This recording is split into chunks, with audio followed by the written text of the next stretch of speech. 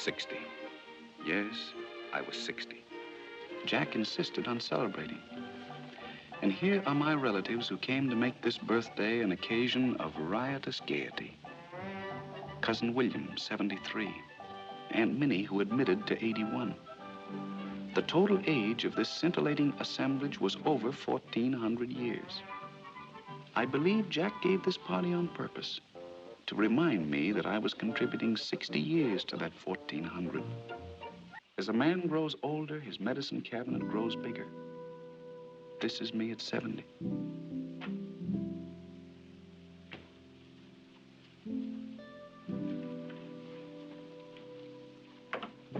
Now, really, there's nothing to worry about. But Mrs. Van Cleve, please... I know, but it was his 70th birthday yesterday, and I didn't have the heart to keep him from celebrating a little. You know, I hate to go to that banquet and leave the old man alone. I'd just as soon stay home. No. It's perfectly all right for you to go.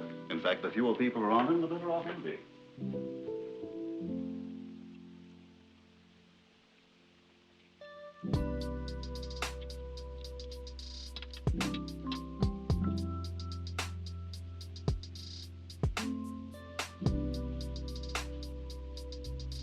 Now, Mr. Van Cleve, I'm sorry to wake you up, but it has to be done. Yeah, if I could people say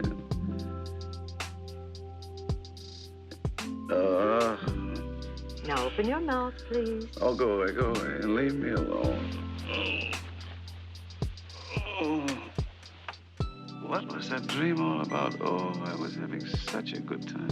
Just open your mouth. What was that all about? Oh, yes. The door opened, and a man stepped out of a rowboat. He said, Henry, I've come to take you on a trip from which you'll never come back. Please, don't get excited. And I said, my good fellow, if I ever take a trip like that, it'll be in a deluxe cabin. And not in a dinky little rowboat that doesn't even have a bar. So I threw him out, rowboat and all. Good. And what do you think he did? He came back with a big luxury liner, floating on an ocean of whiskey and soda. And instead of funnels, there were big black cigars. And on top of the bar, sitting in a lifeboat, was the most beautiful blonde, wearing a Merry Widow costume. She dived into the whiskey and swam right over to my bedside. Henry, she said, how about a little dance? And the man from the boat took an accordion out of his pocket, and he played the Merry Widow waltz. The girl held her arms out to me, and she started to dance. Well, with him playing and her dancing, and me up to my neck in whiskey anyhow, well, I put my arms around that beautiful girl and was just about to dance with her when, of all people, you cut in. You, yes, you. Just open your mouth. Oh, go away and take that thermometer with you. Oh.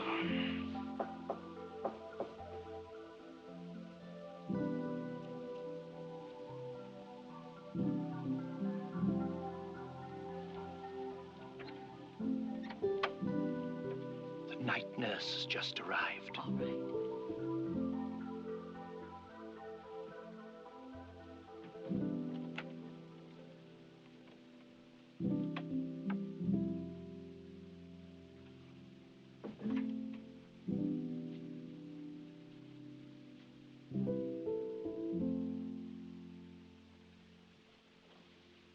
Good evening. Hello.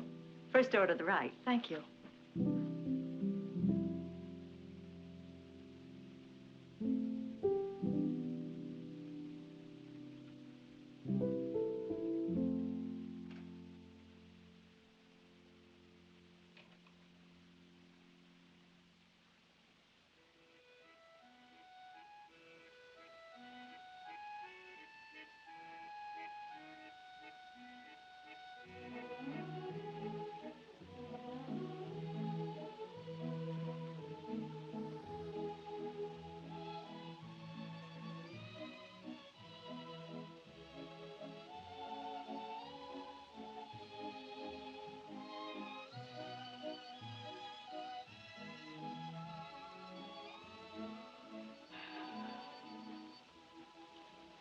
I'd fallen asleep, and suddenly I was awakened by a caressing touch on my forehead.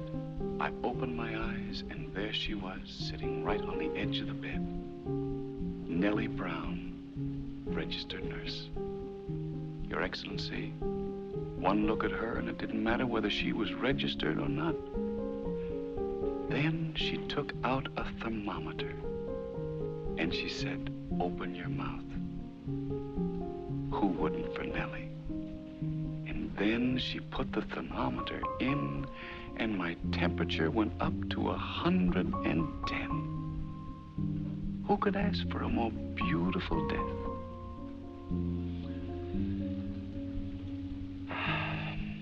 Your Excellency, that's the story of my life. And I'd be grateful if you'd push the button and have it over with. No. Definitely no. I hope you will not consider me inhospitable if I say, sorry, Mr. Van Cleve, but we don't cater to your class of people here. Please make your reservations somewhere else. Somewhere else? But Your Excellency, if I walk into the lobby of the other place... You mean above? Yes. I know what will happen. They might not even let me register. The doorman might not even let me in. Well, you never can tell. It's worth trying. Sometimes they have a small room vacant in the annex. Not exactly on the sunny side, and not so very comfortable. The bed may be hard, and you might have to wait a few hundred years until they move you into the main building. Well, it doesn't hurt to try.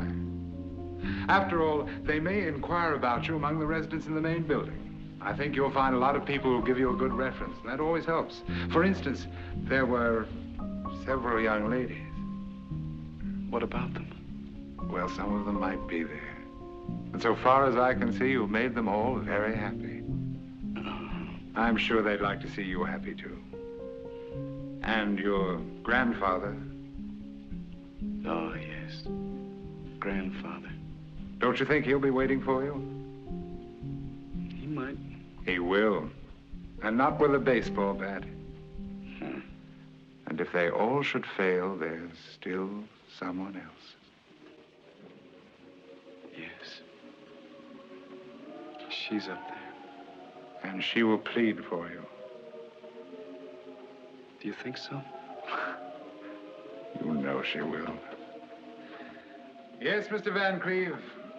I would say you have a chance. A very good chance. Anyway, it's worth trying.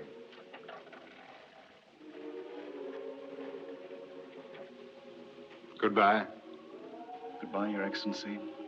And thank you. Good luck. I'll need it.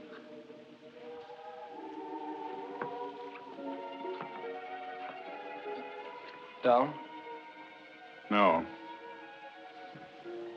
Up.